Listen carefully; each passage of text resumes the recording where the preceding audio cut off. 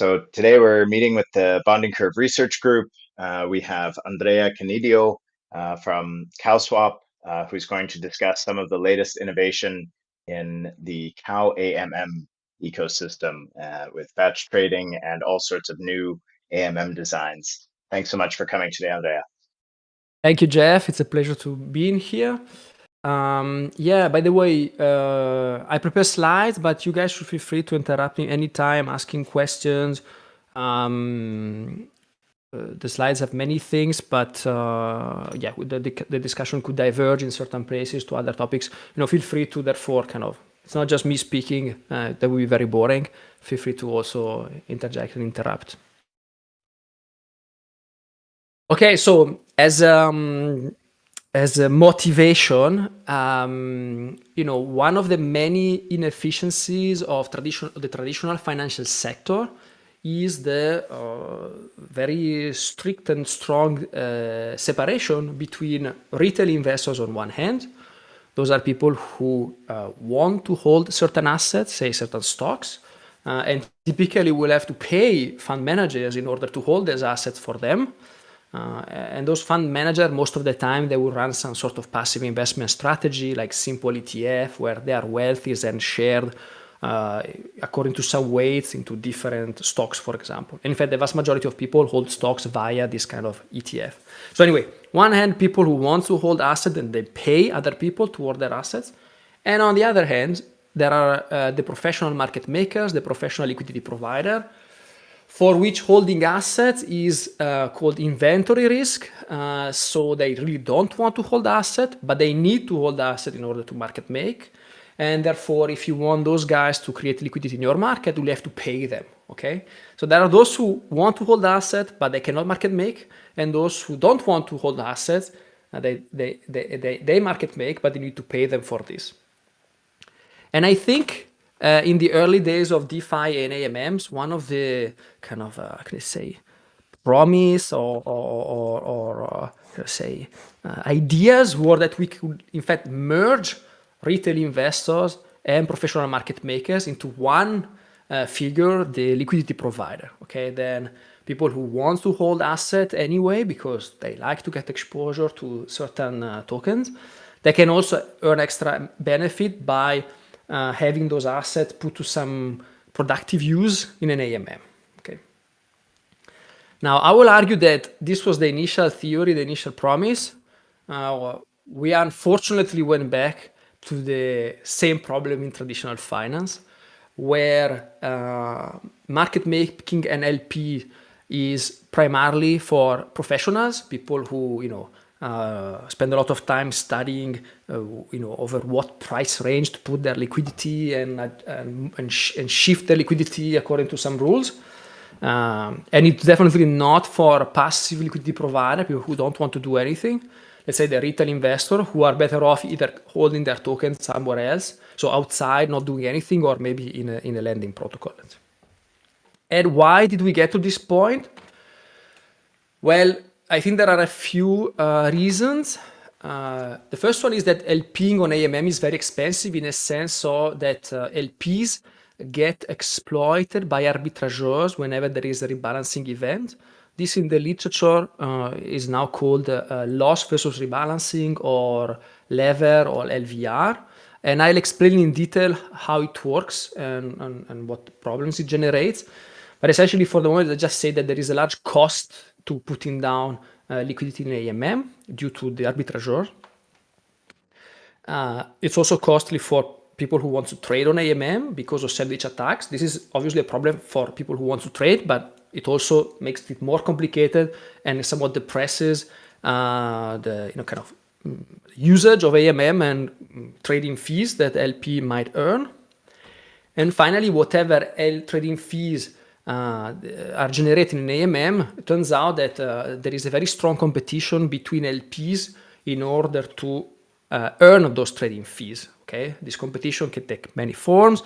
If you, Jeff, has some money on AMM and I see that you're earning a lot of nice revenue from trading fees, I'm going to put my liquidity there as well. But by doing that, I'm effectively reducing the fees that you also earn. So this kind of competition. The same applies placing your liquidity on a certain price range. If I see that certain ranges is very profitable, I put my liquidity there, while I'm essentially reducing the fee earned by the other people who are already there. And the latest iteration of this is called just-in-time liquidity, where someone, Jeff, you might have your liquidity in AMM. I don't. I just keep it with me. But then I see a large trade arriving and about to hit an AMM.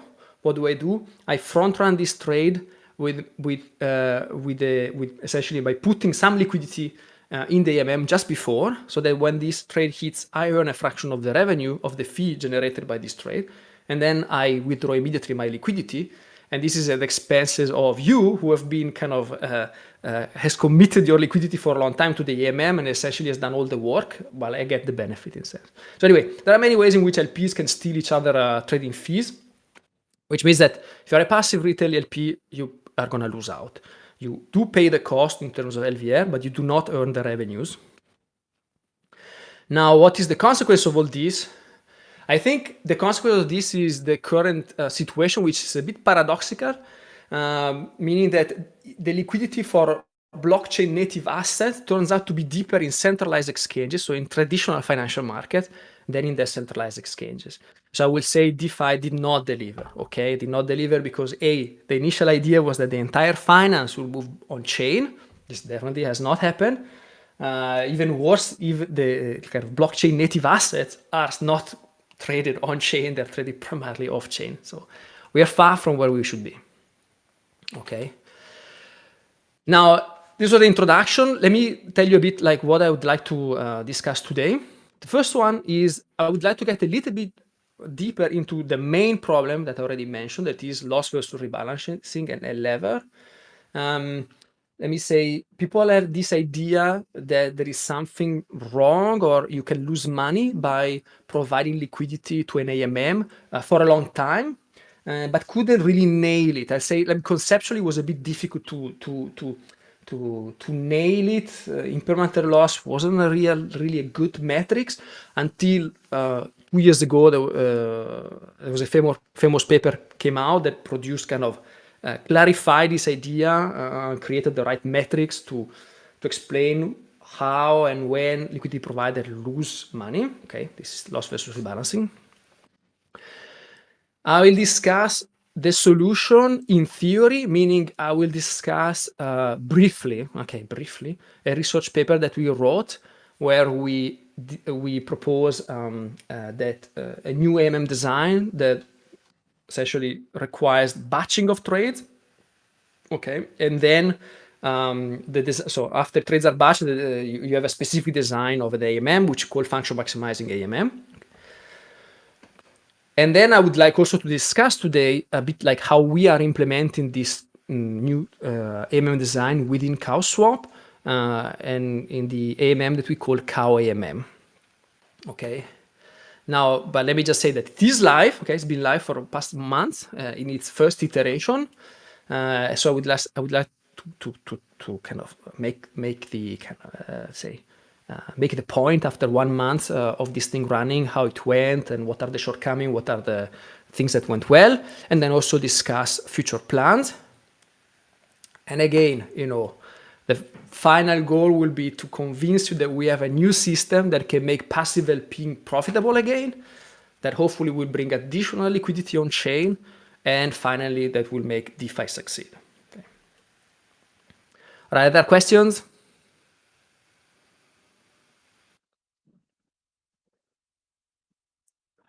So far, so good. Okay, wonderful. So let me dive into loss versus rebalancing, aka LVR. But this is the paper I was mentioning earlier that sort of opened this literature. Now, I think it's always a good idea when you give a presentation to start from something that everybody knows. And in this case, that would be how a constant function automated market maker works. Okay, so a starting point, and then we develop from there. Now, a constant function automated market maker is a smart contract that typically contains two assets, certain amounts of two assets. Okay, and in the graph, I have an example of an AMM with some ETH, and the amount of ETH is this big X, and some USDC, and the amount of USDC is this big Y. On top of that, the AMM is characterized by what is called an invariant function that defines when the AMM is willing to trade. Okay. In particular, the AMM is always willing to accept a trade if after the trade is accepted, the liquidity reserves will change, the composition will change, but will again be somewhere on the invariant function, which, by the way, here is just the blue line. Okay. So, for example, here is someone who shows up to the AMM and say, hey, I would like to buy from you small x of ETH. And in exchange for that, I'm going to give you small y of USDC. Do you accept? Well, it turns out that small x and small y are such that if the AMM accepts, the liquidity reserve change, but are again on the blue line, and so the AMM accepts the trade. Okay. And note that we can see on the graph also a price for this trade, which is a bit like a rise over run. So y over small x, which is how much the guys pay divided by how many ETH he's buying. Okay, and it's just minus the slope of the line connecting the initial liquidity reserves to the arriving liquidity reserves. Okay, so that's a graphical representation of the price. Also, one thing that will become somewhat important later, most AMM also have fees. So it turns out that the guy that want to do this swap will have to pay a little bit more than this small y here. And in Uniswap v3, the fee will actually go in the pocket of the liquidity provider. So we leave the AMM and go in the pocket of the liquidity provider. In Uniswap v2 and Balancer, it will stay inside the liquidity provider, which means that because the trader has to pay a little bit more than small y, you're not going to exactly stay on the same blue curve. You're going to move a little bit up. Okay? So a little bit above the blue curve because of the fee. Okay, and finally note that I can also define a notion of marginal price, which would be the price of a very, very, very small trade on the AMM. And what I have here is the marginal price after trading X, meaning someone came in and traded and bought small X. What if someone else comes in afterward and wants to buy another very small amount of ETH? Well, these guys will have to pay what I have here, P prime of X, the marginal price after there was the swap X. And the two are not equal. So what the first guy pays to buy X is not what is different from the marginal price after this trade. Okay. Now this is a super short summary of how AMM works.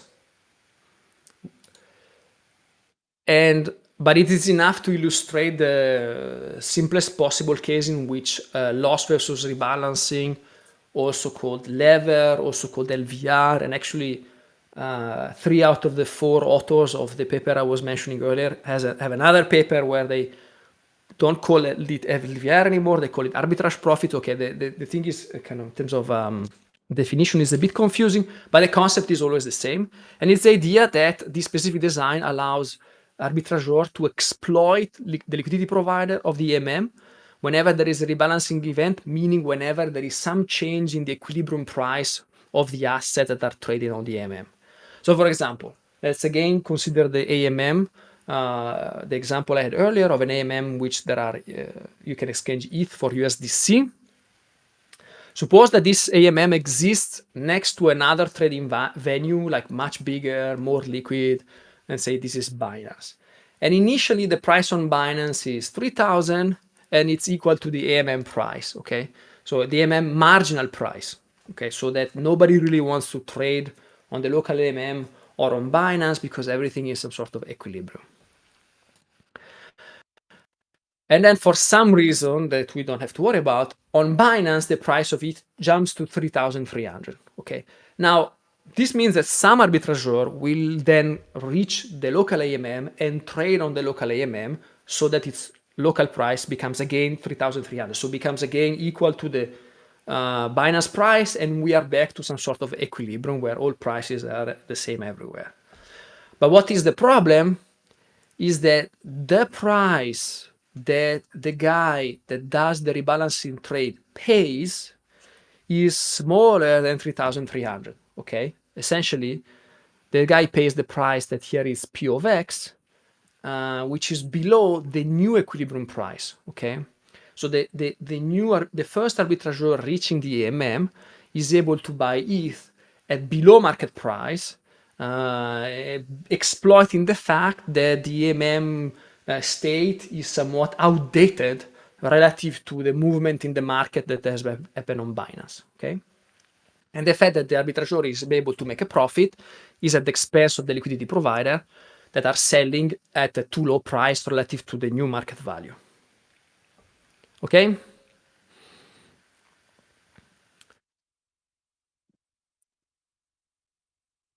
Now, do I need to stop? Is everything clear?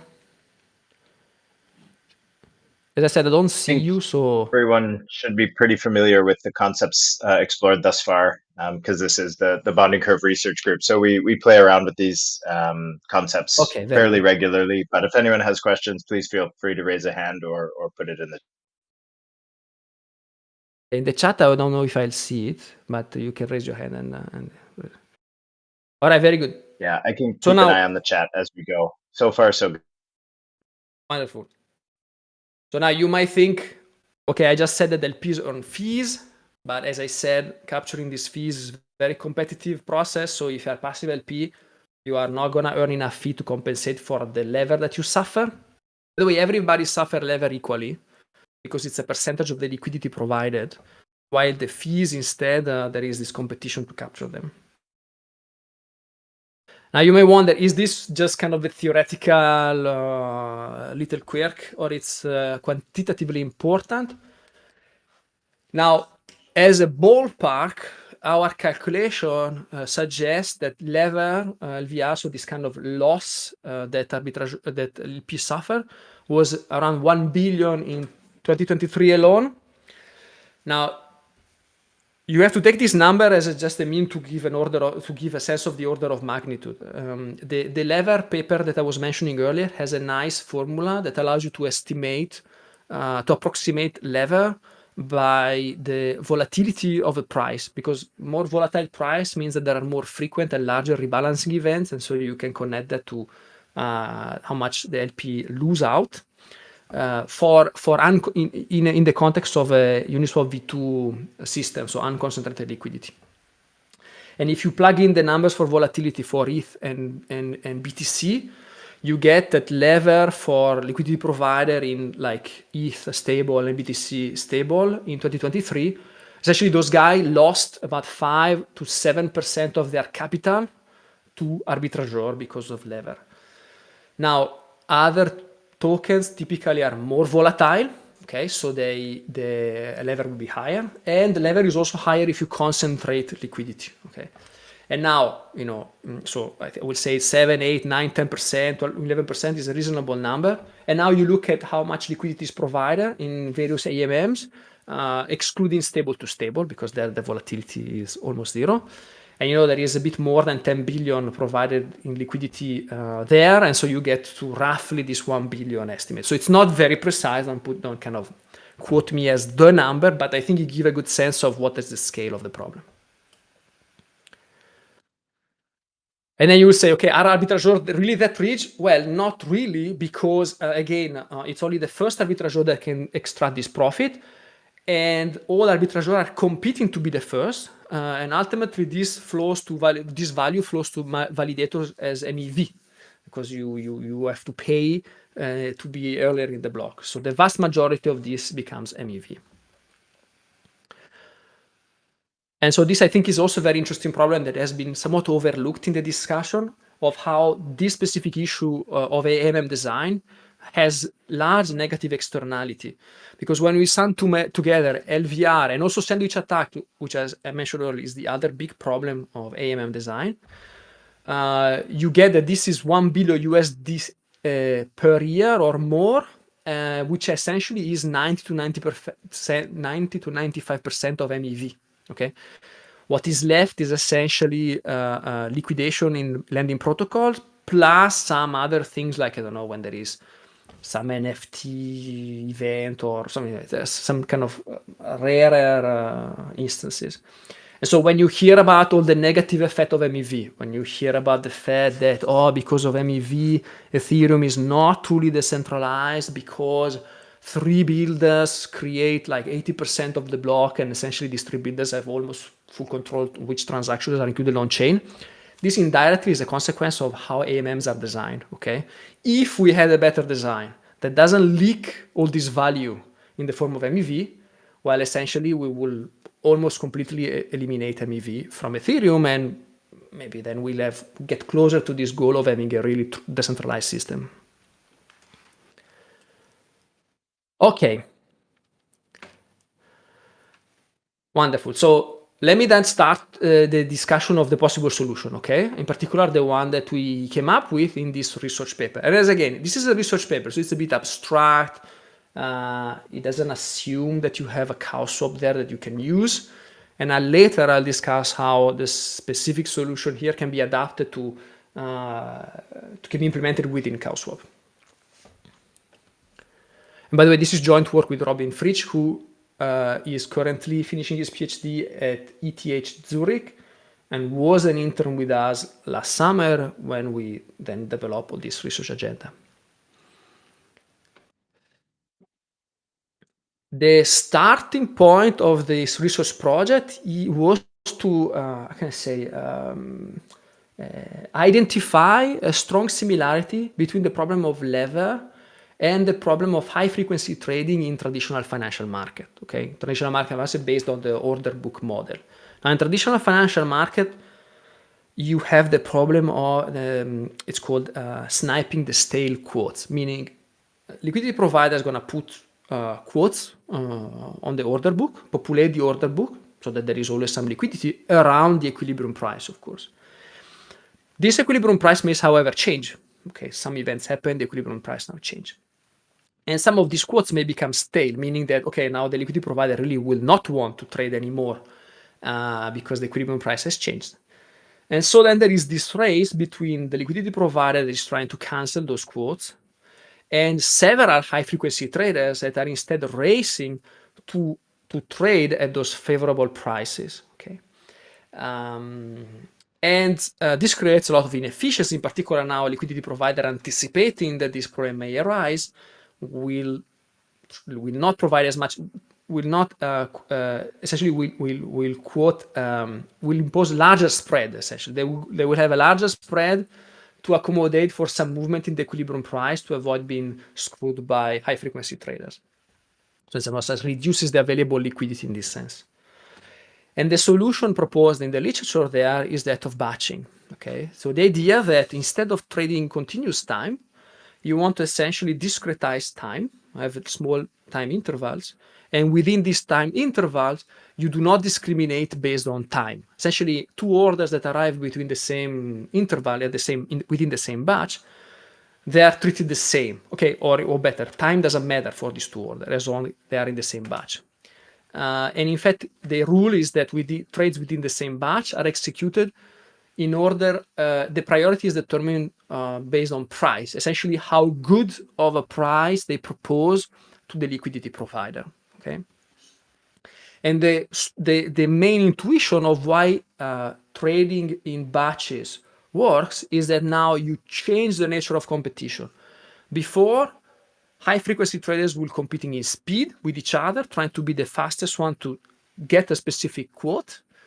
And now, instead, as long as they are in the same batch, they don't care about competing in speed. And if they want to get a specific quote, they'll better propose a good price to that liquidity provider. Okay, so then they change the competition from being the fastest to providing the best price to the liquidity provider. Now, the whole research project essentially is to adapt to this solution, that of batching, to the context of DeFi AMMs, and show that, at least in theory, that can also work to prevent lever and sandwich attacks. So at a super high level, what is this new design that we propose? Well, this new design has two elements. The first one is that of batching, the idea that you have a system to collect trades. Let's say that this is done off-chain, okay, for simplicity, in the form of trade intents. So you collect a bunch of trade intents off-chain, and then you batch them. What does batching trade means? means that you are going to settle those trades peer-to-peer as much as possible.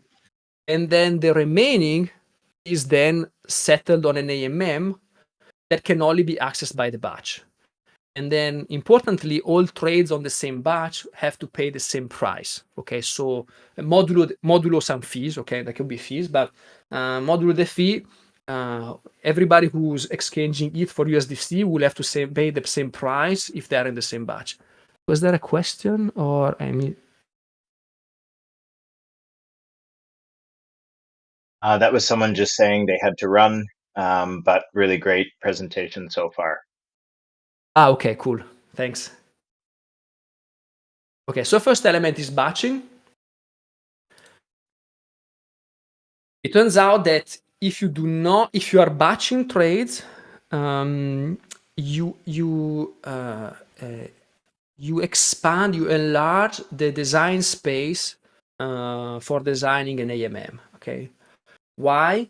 Because a traditional AMM that processes trades sequentially as they arrive has to worry about one potential attack, which is that a trader may find it profitable to split a trade. So essentially, I may really want to trade, maybe 10,000 USDC for ETH, and the AMM could potentially be designed in a way that I find it more profitable to split my trade into smaller chunks, and maybe doing this, I get a better price.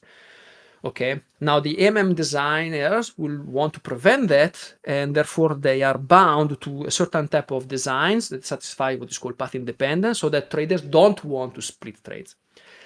Now, this is not a problem here because I have another way to prevent splitting of trades, which is the batch, meaning that, okay, I can put a trade of 10K on the batch, or I can put 10 trades for 1K on the same batch. That doesn't change anything to me because one of the rules of the batch is that all trades on the same token price have the same price. So there is no advantage for me of splitting trades because of the batch. So that aspect, the AMM doesn't have to worry about. So now I have a larger design space. And in particular, we show that it is possible to design what we call the function maximizing AMM. That is an AMM that always trades as to maximize the product of its liquidity reserves. Okay, the product is the simplest function. In fact, you can implement any function of its liquidity reserves. So in a sense, unlike traditional AMM that always stay on the same curve, function maximizing AMM will always trade to move up the curve with each trade. Okay. And again, all the formalities are in the paper. Here I just wanted to give you a bit of a high-level idea of what we do. Now, this is about the design, and then there are two results in the paper that has to do with, okay, what do you buy if you decide to kind of implement your AMM following this specific design. And the first set of results are theoretical, and the main one is that it's a theoretical model, a game theoretical model, where we take an AMM that has designed according to this function maximizing AMM principles that exists next to a much larger trading venue, say Binance, where the equilibrium price is determined, and there are a bunch of arbitrageurs, and in fact, there are also a bunch of retail traders in the model. And the main results is that FAMM always trade at the correct equilibrium price as determined in Binance, okay? Why? Well, the intuition is that anybody can submit trades on the batch. And so if the price on the batch and on function maximizing AMM is different from that on Binance, other people will want to add trades on the batch or remove trades from the batch in order to exploit that profitable arbitrage opportunity. So the only possible equilibrium, given that people are given some times to add trades to the batch, is that all possible arbitrage opportunities are fully exploited. And if they're fully exploited, at least in a simple model like ours, this means that the price on Binance and the local price on the function maximizing AMM must be equal. This means that lever is eliminated because the function maximizing AMM always trades at the correct price, never trades at an outdated, stale price. Also means that sandwich attacks are eliminated. This is trivially true within the same batch because the batch makes sure that all trades on the batch have the same price. You still might be worried of certain attacks that work across batches, but again, an attacker who will try to strategically move the price of the batch far from that of Binance in order to do some sort of sandwich attack will essentially be up against arbitrageurs that will see this as an arbitrage opportunity and will add their own trades on the batch in order to eliminate this arbitrage opportunity. So this is a design that, at least in this theoretical model, eliminates both lever and sandwich attacks that I said are the biggest problem in AMM design. And then we do a backtesting exercise. We say, okay, you know what? Suppose this FAMM existed during a certain period that I think starts in April last year and ends in November last year. Let's simulate how this FAMM would have traded and the return of providing liquidity to this FAMM and compare it to Uniswap v3. In particular, we take the 11 most liquid Uniswap v3 pools, excluding stables to stable. We calculate the return of providing liquidity to those, and we compare it to our simulated function maximizing AMM, all under the assumption that there is no retail traders on function maximizing AMM, and there are only arbitrageurs. So this is a little bit like the worst possible case for function maximizing AMM because they don't earn any additional revenues from fees paid by noise traders, okay? So it's, if you want, it's a bit of a lower bound to what a more realistic function maximizing AMM that also has not retail trader and therefore also earn these additional revenues will earn. And this lower bound, we find that in most cases, function maximizing AMM outperform Uniswap pool. This is true for the most liquid token pairs. For when we go a bit to the longer tail, things are a little bit all over the places, but also there we find that the results of the returns tend to be very similar. So this kind of handicapped function maximizing AMM that has no retail traders already does as well as Uniswap v3. That's kind of the takeaway. Is this okay? I didn't. There are not too many formalities. I don't know if you want to stop and further discussion on certain points.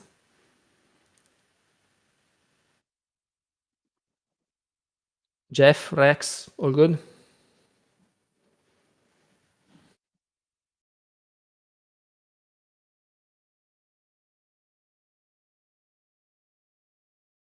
Okay. Most interesting part, which is, okay, how are we implementing this specific design within Cowswap and this new AMM that we call CowAMM? First of all, I don't know how much you guys are familiar with Cowswap. Cowswap traditionally has been running a trade intent batch auction, okay? The way it works is the following. We collect trade intent, so people come to our website or through some other way, submit their trades. It's a trade intent, so they don't specify exactly how they want the trade to execute. They want to say, okay, I want to sell this much of a token, and I want at least this much of some other token.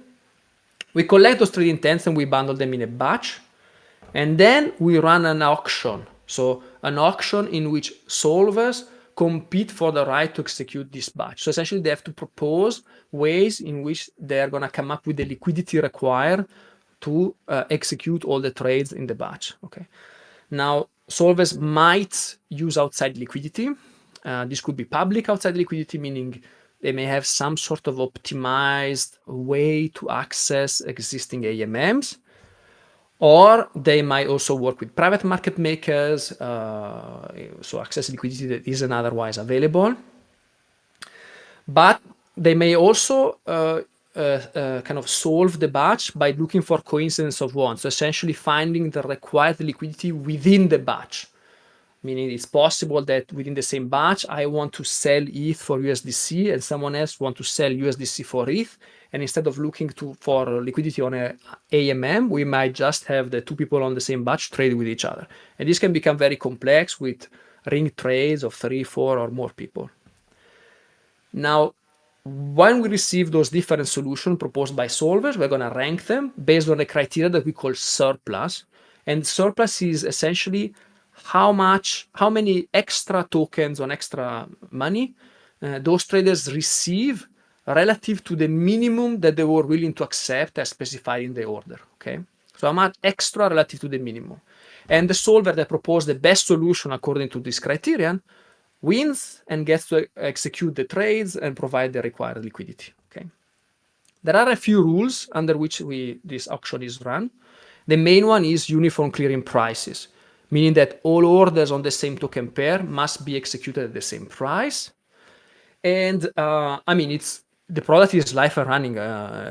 In March so far, we've already intermediated about 2 billion in volume so far. So I mean, there is trading going on.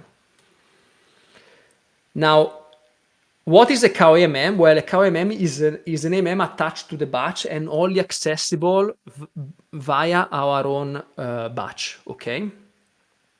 One way to think about it is that a CowAMM is like any other trader, okay, that participate to the batch and submit trade to the batch.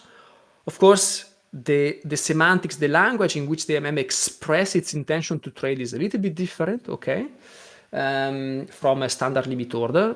But most importantly is a permanent order, meaning a limit order, we receive it, we execute it, and then the user goes away. Instead, the AMM is always available. Every time an order is executed, the AMM is again there and willing to trade. So you can think of it as a permanent special order that participates in the batch together with all other orders that we already receive. And like with all other orders, solver needs to compete. They will bid in order to gain access, to gain the right to trade with the CowAMM. And the solver providing the most surplus wins. And how do we define surplus in the case of a CowAMM? Well, essentially, we're going to look at by how much a trade proposed by a solver moves the AMM curve up. Okay, by how much, if we accept the proposal by a solver, we are going to end up on a higher curve relative to the curve where the AMM is right now. So this is what we mean by surplus when we talk about the AMM.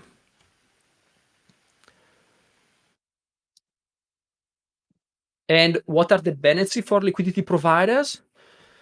Now, the benefits are two essentially. Suppose that the AMM is rebalanced using outside liquidity. This will happen when there is a price on the local CowAMM that is off relative to the price that is outside in some, Uniswap or other AMM. Then the solvers are able to trade between outside liquidity and local liquidity on CowAMM. But again, solvers will compete with each other. So competition guarantees that the CowAMM will trade at the correct price, or at or close to the correct price, which means that the CowAMM, the liquidity LVR is eliminated because there is never, as I said, price is always correct and is always the equilibrium price out there due to competition between solvers. And it turns out that once you remove LVR from the point of view of liquidity provider, what you are doing is essentially running a passive investment strategy where you are essentially keeping your total wealth shared equally between the two assets that compose the AMM, okay? And as prices change, so for example, one of the two tokens might appreciate and go up in price. Now, if you don't do anything now, you have more than 50% of your wealth in one token. And the AMM, therefore, will try to trade so that you are back to 50-50. That's sort of kind of what the AMM is trying to do for you if you are an LP here, given that there is no LVR. But this is trades between the local AMM and outside liquidity. It is also possible that, the local AMM price is more or less fine relative to the outside price. So you don't want to do this rebalancing trade. Nonetheless, there is someone else who wants to trade on another user of the batch, another trader on the batch that wants to trade the same tokens that are on the AMM, in which case you will match your user order with the AMM. So the AMM trades with another user order. It earns surplus there as well, and this surplus is exactly the same as a fee in a traditional AMM. Okay, so you both have no LVR, and this you see it when you trade with the outside, and you also have fees, and this you see it when you earn surplus by trading with another trader on the batch.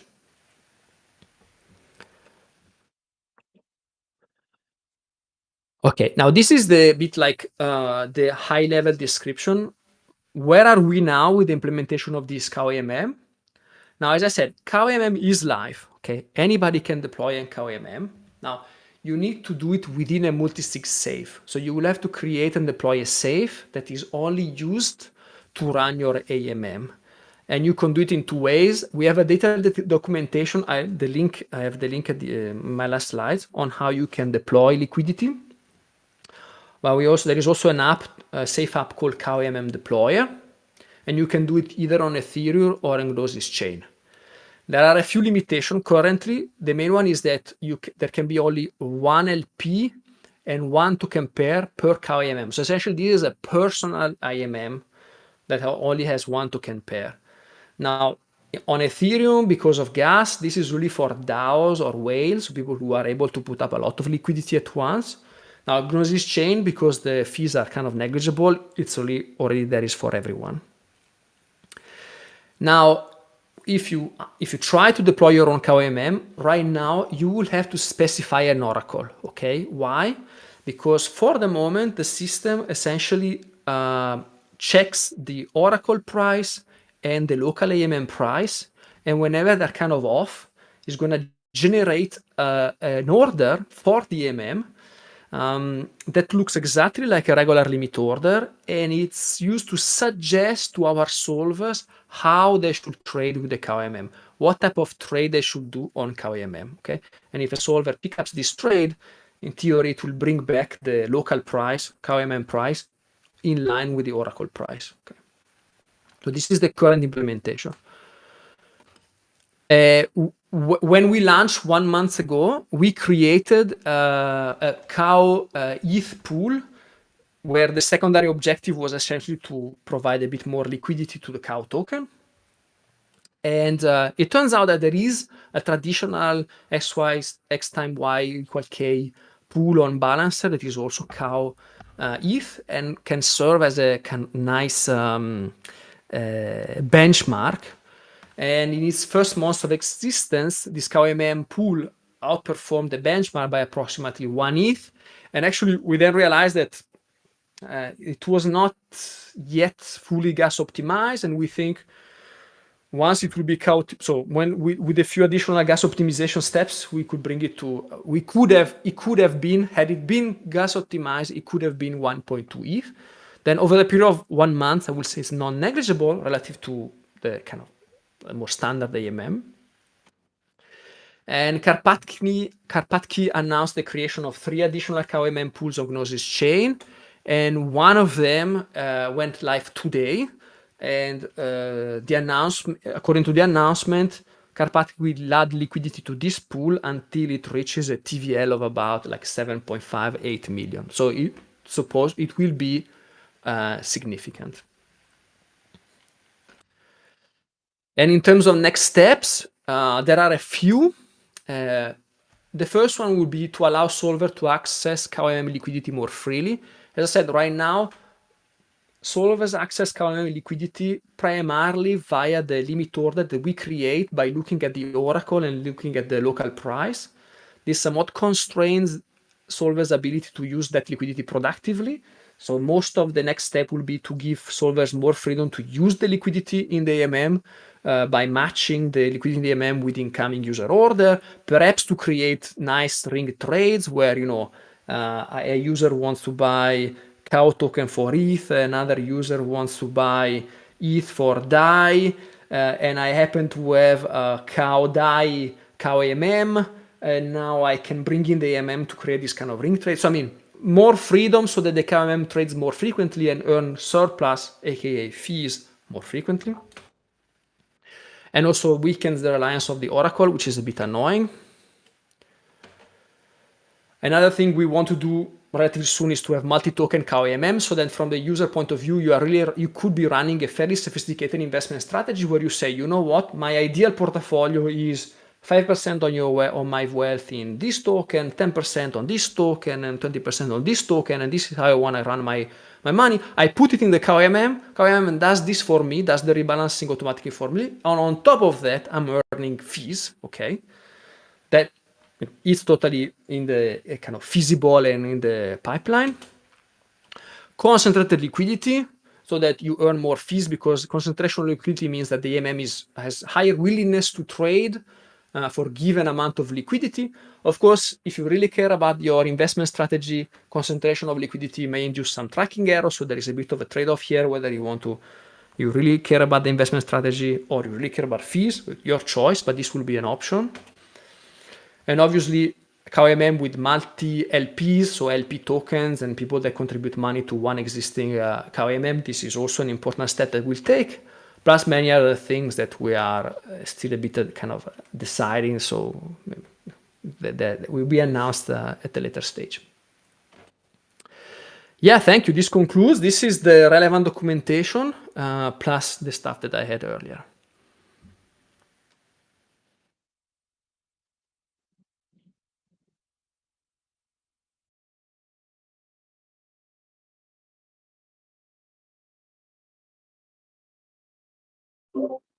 Nice. Thank you so much for your presentation. I do think we've collected some questions now. There's one from I don't see Rohan. them. So okay. I can read them out to you. There's one from Rohan asking if prices are predictable within a batch, as in knowing what price a buyer or a seller would get whenever using the CowAMM. Using the CowAMM, the CowAMM price is updated. It's potentially updated. Doesn't have to be updated, but it's potentially updatable with every batch. So obviously, if there is no price volatility, you can kind of assume that if you are trading a token for which there is a CowAMM, the price you'll get is that of the CowAMM. But from the moment you submit the trade to the moment where the trade is executed as a batch, there is price volatility, then both the CowAMM will be rebalanced, and then you will trade at a different price from what you had seen when you submitted the trade. So I guess it depends, let's say. Are there set periods for the batches, or is there set volume or like thickness of a batch, or is it randomized in some way? Just to, yeah. So there is the batch. Yeah. So the purpose of trading as a batch is to exploit additional efficiencies. The most obvious one is this coincidence of wants. You may find someone who wants to do the opposite trades, but there are many other possible efficiencies. Gas efficiency, you can access maybe the same AMM only once. I mean, solvers are kind of skilled at finding way to squeeze out additional value out of having multiple trades on the batch. Of course, this comes from of course, if you have very fast batch periods, you never trade as a batch and you forgo all these potential efficiencies. So there is a bit of a trade-off. Currently, the fastest, we have capacity for a batch every 30 seconds. But if there is a very shallow, so if there is not a lot of trading, we might actually slow down a bit the pace in order to try to gather a bit more like thickness of the batch. So, but I will say for the most part, the batch should be executed between runs between 30 seconds to 1 minute. Okay. And then it's sent on chain for execution. Okay, something might happen there. So it might be, if you don't get the exact next block, maybe get the following block. But I will say, yeah, so it has to do with many things. Like we wait a bit if there is not enough thickness, but then at one point if there is one order, there is one order. We just have a batch with one order. Cool. Another question in the chat asked by Nate. Are there any risks for batch manipulation with token pairs that lack deep arbitrage markets or deep liquidity?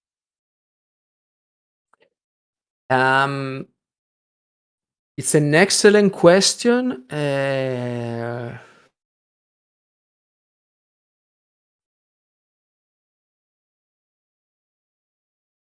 I will say no, mostly the issue here is that trading with the batch is kind of slow. As I said, it would take between 30 seconds to 1 minute for your trade to go through. And then say that you put a very large trade and the CowAMM that exists on our batch is very shallow. But again, the system is such that solvers will then pull out additional liquidity from outside in order to give surplus both to the traders and to the AMM. Okay, so the system is not a closed system, so it will always pull up additional liquidity if executing a trade on the AMM will move the price on the AMM too far away from the correct price. So yeah, and then it's up to the solver to find a way to pull up this additional liquidity in a way that affects the market as little as possible. So I don't think you will be able to. Oh, so this way. I think if you have a shallow market and you are trying to somewhat manipulate the price, you probably will have more success by trading directly on some outside venue than on our batch, because A, it is slow, and B, then everything is intermediated by the solver, whose job is exactly to finding ways to smooth out as much as possible price impact of different trades. Whereas if you just put your trade on a shallow outside AMM, this has immediately a price impact there. So this is not a super scientific answer, I realize that, but I think if someone wants to do that, they wouldn't do it on our batch. Cool. And I know we're getting right near the top of the hour, and you've got another call to run to. Maybe I can combine the last question in the chat. I can stay another few minutes. It's not anymore a hard constraint. It used to be a hard constraint, but my schedule has changed, so we can stay a few more minutes if you need. Great. So one question I had was, are there any other AMMs using batch trading strategies that you know of? And if so, is there a risk of like these batches? Can batches see into other batches, or is there like cross batching possible if that were the case? Like you mentioned, everyone having their own CowAMM, and I'm curious how cross batch communication could work, or if it does. And that kind of goes with Sean's question is, what is TVL in CowAMM? Where is the liquidity held? If everyone has their own CowAMM, how is the kind of liquidity bridged across them? And maybe that's the same as this kind of batches recognizing other batches, or am I totally off base here? So on Cowswap, there is a single batch, and it's a multi-dimensional batch. So essentially, all orders that we receive and all CowAMMs that exist, whether it's CowAMMs on the same token pair or on other token pairs, they all belong to the same batch, okay? For which solvers have to propose solution. So everything is interconnected by the fact that our solver, which I think, they're like 14, I guess, like there are a few solvers. They are the professionals, and they have the ability to observe everything is happening on different CowAMMs. Maybe there are multiple CowAMMs for the same token pairs. So this is one batch. All the CowAMMs connect to the same batch, and solvers have to spit out a solution that involves trading on all possible CowAMMs. Okay, because they don't have to, in a sense. Maybe the equilibrium price on a CowAMM specific is already rebalanced and there is no incoming trade. So, but they have full visibility. So when they propose a solution, the solution integrates all CowAMMs and all user trades on our thing. But there could be a totally independent system, another startup that starts another thing that is also batch trading. And in fact, there is a project that called Sorella Labs. So the startup is called Lab. The AMM is called Angstrom, that is working on this. The official documentation is not yet available, but there are some presentation online, and I spoke with the founders that are working that took inspiration from our research paper on Function Maximizing AMM, and they are creating an AMM where first you need to batch all the trades, and then this batch trades on the AMM. Okay. with some differences between what we are doing on Cowswap, but also based on the same principle of the research paper. And then those are independent batches. Okay, you can send your trade to one batch, or you can send your trade to another batch. And then this opens interesting question. I mean, you might not have the same prices on the two batches, depending on, for example, solvers that may be active on providing solution for one batch, but not another. So you don't have exactly the same access to private market making or public liquidity, because they're not the same set of solvers. Or perhaps they are. I don't know. It's going to be a very interesting question. Awesome.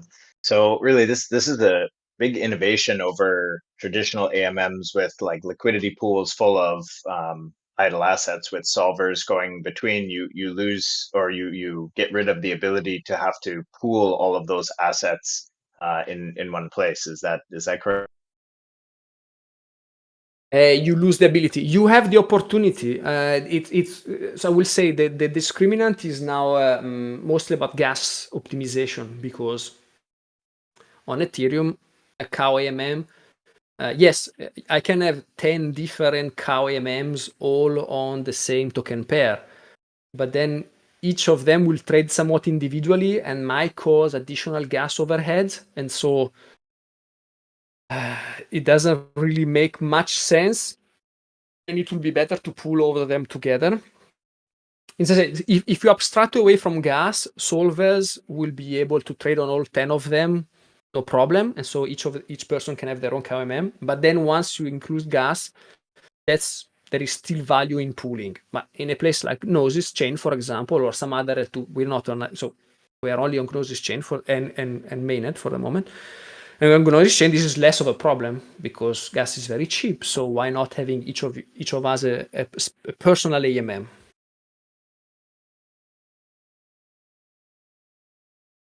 Cool. Sounds like the ethos of decentralization. Absolutely. To each their own AMM. Yeah, we hope so. Like really to frame it as your personal ETF, which is also put at productive use by using it as a liquidity whenever there is some exchange to make. Yeah. A personal ETF that pays you to rebalance rather than the other way around. Exactly. That was actually exactly. And that then was there is how I another started talking about. Yeah. Go ahead. And there is another version, like this is a bit, it's not immediate, but Gnosis launched a Gnosis Pay card, which is a credit card that you can connect with your safe of Gnosis. Now this doesn't work yet. We tried, but doesn't work yet. But in the future, you might be able to run your personal ETF as a CowAMM, to which you connect your Gnosis Pay card, and then becomes like a spendable personal ETF that every time you spend some money, your ETF rebalances because you have a bit less of dollar or euros, and so then you want to reallocate. Or if you receive your salary, again, the same way it rebalances automatically. So while earning money because you're providing liquidity. Amazing. I can't wait. Another question just popped up in the chat. Are there any additional chains on the roadmap beyond, I think, Ethereum and Gnosis so far? There are additional. So there is. It's definitely. Yes, but we have not yet an announcement of which one. In a sense, it's a topic that is very important to us, but of course, like we don't have resources to do all of them at once, so we have to sort of make a list and which one we want to do first, and then second, so on and so forth. And we have not yet kind of settled on an order. But I think it's an item that, before the summer or just after the summer, it will become something that we're going to start act upon, as I say. Very cool. Another question. I don't know, Rex, if you want to jump on and ask it, or I can read it out. In terms of, go ahead. Yeah, sure. It's are there some specific types of assets which suffer more negatively from specifically the lower resolution in the price feed brought about by batching? Again, in the lower resolution. Yeah, so what I mean to say is by introducing batches, we are kind of reducing the resolution of the price feed, let's say, to only update once every 30 seconds or once every minute and so on. Okay, the frequency, okay, yes. Yes. So, for example, for stable pairs, this might not be much of an issue because we assume that this price is going to be round about, let's say, a dollar between USDC and USDT. However,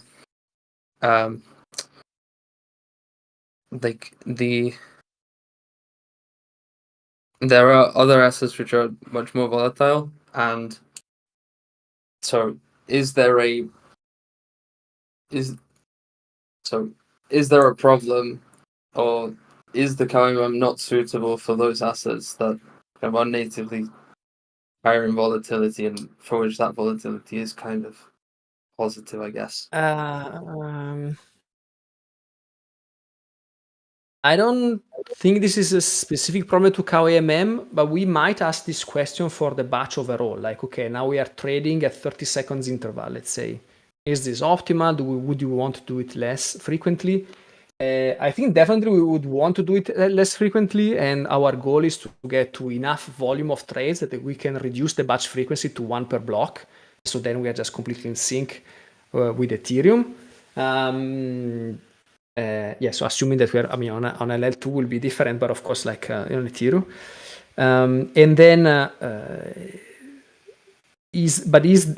to your question about volatility, I really don't know. I think for a retail trader,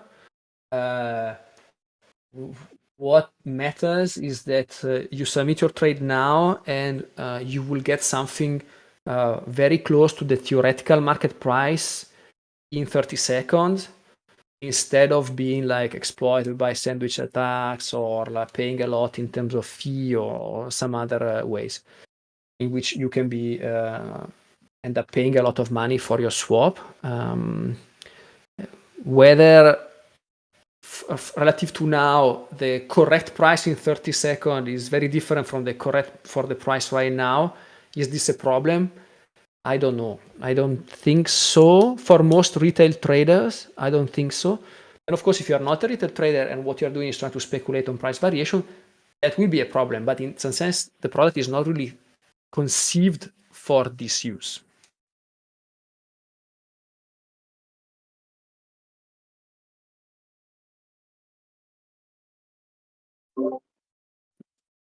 Okay, that makes a lot of sense. I think I do have another question because I've seen we are in the L2, L3, and L17 season at the minute.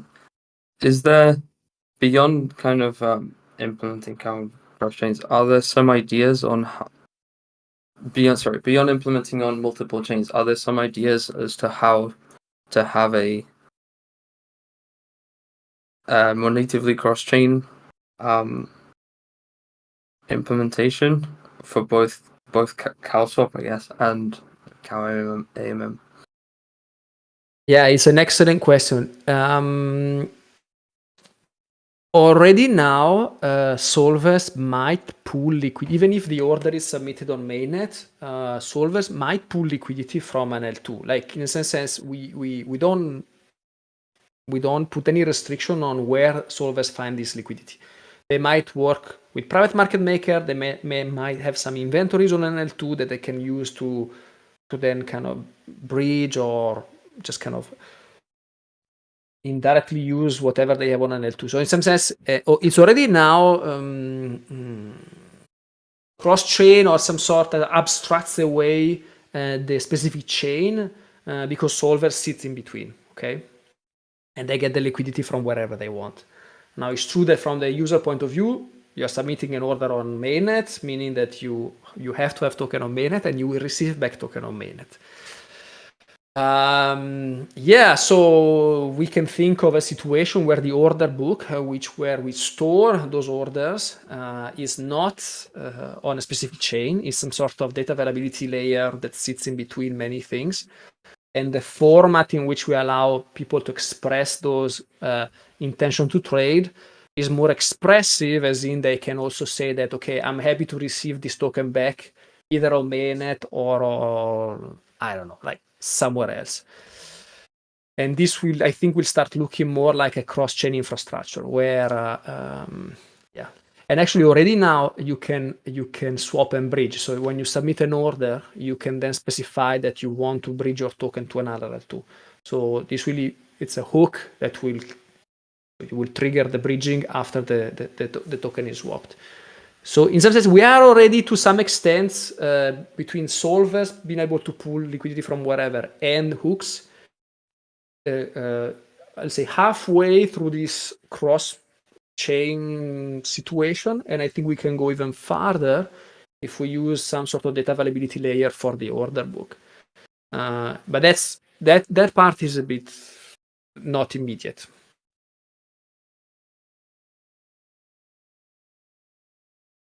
It would be amazing. Cross-chain dexes, I can't wait. The UX on these is just getting better and better. Really, really excited to hear all this.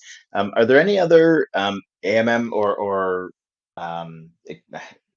decentralized exchanges that are working on similar batching strategies? Or I know I've seen a couple that look really interesting. Odos, of course, these are all probably different chains as well. But I'm curious if there are any other groups that are thinking along the same line.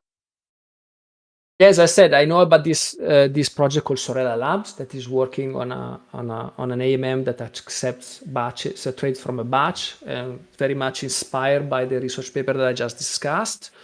Their infrastructure relies on Uniswap v4, so I think they will be live when Uniswap v4 launches. And it's a very cool project. They don't have a lot of documentation up yet, but I hope they do put it up because it's very interesting to read. And then, no, I mean, there is obviously a lot of work on trade intent auctions, but for some reason, the dominant design so far has been what is called Dutch auction, not batch auction, but Dutch auction. So descending price auction. This will be 1inch Fusion or Uniswap X. They receive a trade, and for each trade they run a different auction, which is a descending price auction. They receive a trade, they start the clock starts high in terms of price and decreases, and the first solver, they don't call it solver, but they say solver, that buzzes in, gets to execute the trade at the price implied by the clock. So that's faster, that's optimized for speed, but there is no batching. So the same multiple trades on the same token pairs will be executed at different prices. Therefore, you cannot really then attach this AMM design because they don't have the batching part. Awesome. Thanks. I found that this time. I didn't quite hear last time what the project was. One last question from me, at least. Oh, unless it just disappeared out of my head. Oh no. In terms of the incentive model for solvers, do they basically share a portion of the LP fees more or less, but it's less sort of extractive, but they still receive a portion of that for producing the most price optimized? Yeah, so currently this will be the same as it is Cowswap now, meaning that we do reward solvers for the surplus that they generate in something that looks like a second price auction. Essentially, the winning solver is the one that generates the largest surplus, and we pay them in Cow tokens an amount equal to the difference between the surplus that they generate and the second highest surplus. So in some sense, we subsidize. This all is capped. Okay, there is a cap to how much we spend. And so, yeah, so it's not exactly second price auction. If the cap kicks in, it looks more like a first price auction. But anyway, we put down a subsidy. The protocol puts down a subsidy to make sure that solvers are not are not shading on their bid, meaning that the solver might actually be able to generate 10, but is really going to bid 9.9 with the goal of keeping this 0.1 as profits. I'm not saying this never happens, but the subsidy should reduce this incentive because anyway you get paid by the protocol. And so it doesn't have, so essentially the liquidity provider is the same. So they don't get anything from the liquidity providers. It's the protocol that pays. Okay, great. And pay in Cow, which brings utility to the native asset. Yes, I love exactly. it. And on the other hand, we collect cows from our users. We collect cows from our users as fees, but only for people who submit limit order that are out of the market, meaning not executable at current prices, and therefore they sit on our order book. And when the price moves, they become executable. And if they are executed at an even better price than the price that they specified, then we take a cut. This is how we then, and this is then paid to us by solvers in Cow. So it's like the flow of Cow from as a reward, but then we also receive it back. That's kind of the tokenomics aspect of how Cowswap works. Very cool. You guys have been putting a lot of thought into this. Yeah, really excited to dig further. I actually had your paper printed, but I hadn't managed to get all the way through it. So this was a really good primer for going through and reading in more detail. Yeah, the paper has more Awesome math, of stuff. course. All the formalities are there and all that. It's obviously written as if, like, not assuming that there is Cowswap. It's more like an independent design, and then implementing in within Cowswap there's already a lot of structure. It's a slightly different problem. Makes it easier to many ways because the batching is done, the uniform clearing prices is done, solver competition is already there. Cool. Very cool. Yeah, I've been a big fan of Cowswap. I mean, every time the trade executes and it moves, I'm just like, this is great. And the little game you can play. I mean, it features for users on top of the great math and everything under the hood. Great stuff. Awesome. It looks like we got through all the questions. I'm sure there will be more that pops up in our minds as we're going through and digging further into this. So happy to keep in touch and keep up to date Absolutely. with all of the progress you have planned. Really, really excited to see where this technology progresses. And it seems like you guys are at the bleeding edge of a lot of this innovation. So thanks so much for coming and sharing with us today. And we look forward to keeping in touch and yeah, using Cowswap. Thank you for hosting me. It was a lot of fun to discuss with you. Awesome.